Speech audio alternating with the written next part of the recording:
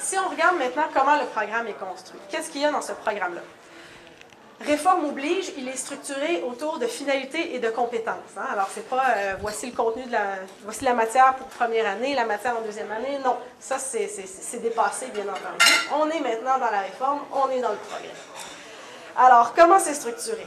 2 finalités, reconnaissance de l'autre, poursuite du bien commun, et 3 compétences, donc réfléchir sur des questions éthiques, manifester une compréhension du phénomène religieux et pratiquer le dialogue.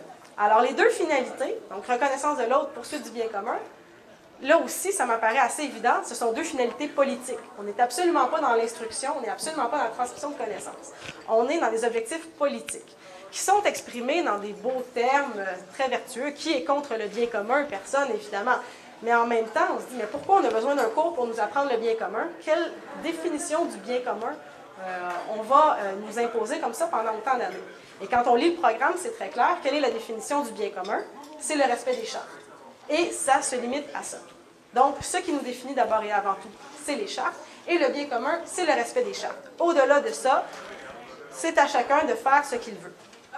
Et pour ce qui est de la reconnaissance de l'autre, bien, on n'est pas dans la connaissance de l'autre, on est vraiment dans la reconnaissance de l'autre. Et si vous connaissez un peu les théories de la reconnaissance en philosophie, c'est vraiment les théories qui sont à la base du multiculturalisme. Et le premier à avoir fait ce lien-là de façon évidente, c'est Charles Taylor.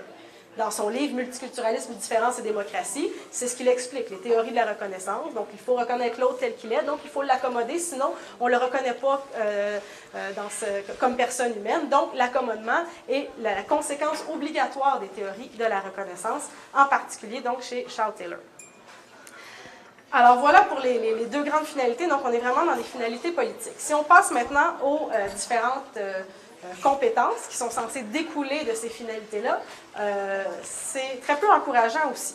Donc, je vais présenter successivement le volet éthique, le volet culture religieuse, le volet dialogue, tant dans le programme ministériel que dans la manière dont ça se retrouve dans les manuels scolaires.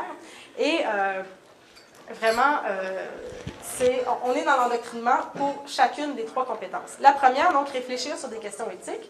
A priori, on pourrait se dire, bon, ben, c'est étudier les différentes doctrines morales. C'est un cours d'introduction à la philosophie. Alors, les enfants vont connaître les différentes doctrines morales. C'est absolument pas ça. Il s'agit d'imposer une seule doctrine morale, laquelle? Le pluralisme, qui est vraiment devenu l'obligation de notre temps. Donc, il faut être pluraliste et voilà, donc, apprenons aux enfants à être pluralistes. Alors, qu'est-ce que c'est le pluralisme? Il y a 2 volets. D'abord, il faut accepter toutes les conceptions de la vie bonne, mais il faut s'entendre, il faut être tous d'accord sur la manière de composer avec cette diversité de conceptions de la vie bonne. Donc, liberté totale pour chaque individu de définir ce qui est bon pour lui, mais unanimité obligatoire sur la manière de composer avec cette diversité identitaire et éthique qu'il y a autour de nous. Donc, d'une part, un certain relativisme, et d'autre part, un certain autoritarisme sur la manière de composer avec ce relativisme.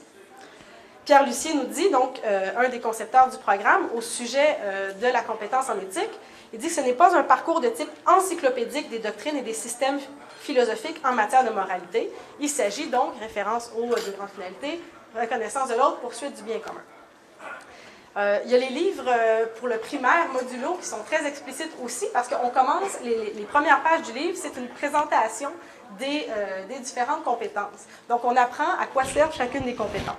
Et si on regarde donc dans les livres modulo, qu'est-ce qu'on dit sur la compétence en éthique?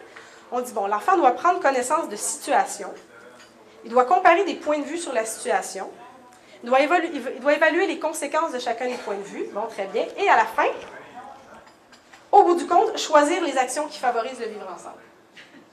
Donc, oui, on va voir une diversité de points de vue, mais à la fin, il faut que tout le monde soit d'accord sur quelles sont les manières d'agir en présence de cette diversité de points de vue. Donc, qu'est-ce qu'il faut faire avec ça? Là, il faut unanimité chez tous les enfants. Donc, oui, l'enfant doit élaborer son point de vue, mais à la fin, tout le monde doit être d'accord sur le même point de vue. C'est vraiment de cette manière-là que la compétence en éthique est pensée. Alors, qu'est-ce que ça donne concrètement là, dans les manuels, comme type d'exercice? Beaucoup d'insignifiance. Alors, des choses comme faire la file au taille-crayon, Donc, on apprend aux enfants à faire la file quand ils vont au taille-crayon. Je pense qu'un bon enseignant n'avait pas besoin d'un cours d'éthique et culture religieuse pour dire à ses élèves, vous devez faire la file pour aller au taille-crayon. Donc, ça, je pense que c'est pas indispensable d'avoir un cours là-dessus. Beaucoup de bons sentiments, évidemment. Il faut respecter l'autre, il faut accepter tout le monde. Bon, beaucoup de bons sentiments qui ne doivent pas nécessairement se trouver dans un cours, mais aussi beaucoup d'endoctrinement. Et on voit vraiment les deux volets de la philosophie pluraliste dont je vous parlais. Donc, d'une part, la liberté identitaire totale des individus, incluant les très jeunes enfants, mais d'autre part, l'unanimité sur les moyens de composer avec cette diversité identitaire. Donc, la liberté identitaire, comment on en parle? Dès le début du primaire, on insiste énormément sur l'autonomie des enfants. Donc, on dit que l'enfant, par exemple, doit dire à la gardienne quels sont ses besoins. Alors, non, ce n'est pas la gardienne qui a la compétence pour savoir comment subvenir aux besoins de l'enfant qu'elle garde. C'est l'enfant qui doit dire à la gardienne comment subvenir à ses besoins. Quand c'est question des règlements de la maison, alors oui, heureusement, il existe encore des règlements, mais ils doivent être décidés en conseil de famille. Alors, ce n'est pas aux parents, donc, d'établir les règles de la maison et d'expliquer aux enfants pourquoi ce sont ces règles-là à la maison.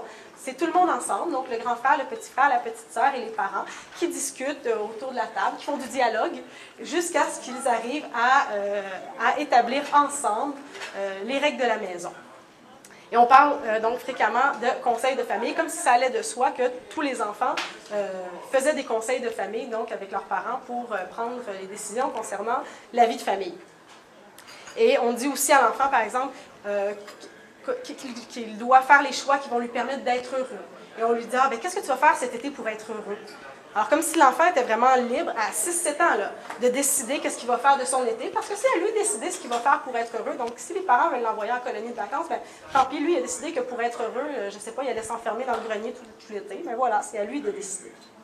Donc, grande liberté identitaire dès première, deuxième année du primaire. Plus on avance dans le parcours, plus on va loin dans cette liberté identitaire-là. Alors, si on va au début du secondaire, on va insister beaucoup sur le fait que les jeunes, les adolescents, donc, sont libres d'avoir leur identité, sont libres de s'habiller comme ils veulent, sont libres d'avoir les fréquentations qu'ils veulent, parce que ça leur permet d'exprimer qui ils sont. Alors, si c'est un âge 12, 13, 14 ans où c'est difficile pour les parents de donner un certain encadrement à leurs jeunes adolescents, imaginez avec ce qu'ils vont apprendre, ça va être encore plus difficile.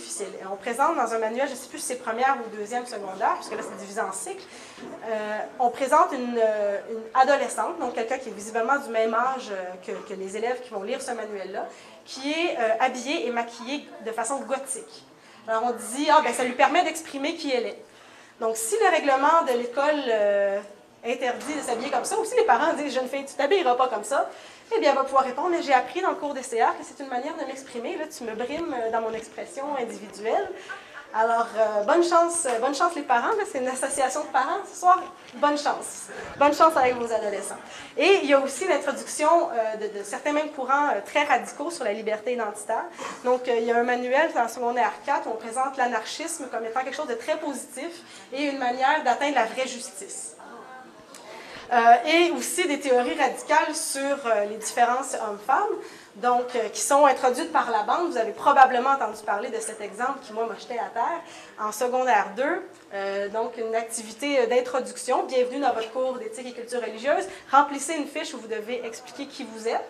Alors, quelles sont vos caractéristiques, vos goûts, votre mets préféré, votre couleur préférée, je ne sais trop quoi. Et êtes-vous un garçon, une fille ou vous ne savez pas encore? Alors, il y a le choix de cocher. Je suis un garçon, une fille ou je ne sais pas encore. Donc, c'est très pernicieux la manière dont les théories de déconstruction radicale des différences hommes-femmes. Donc, voilà, si vous avez des questions, je suis prête à répondre.